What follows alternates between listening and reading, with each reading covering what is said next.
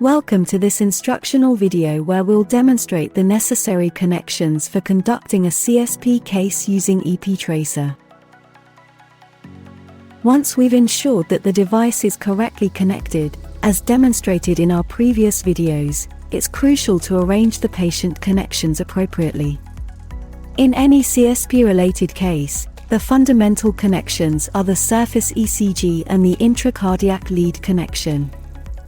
For the ECG, adhere to the following schematics. The L lead should be connected to the right arm, the L lead to the left arm, the N lead to the right leg, and the F lead to the left leg. For our users in the United States, refer to the color legend displayed on the left side, since the nomenclature is slightly different. After connecting the extremities, continue by the precordial leads as usual.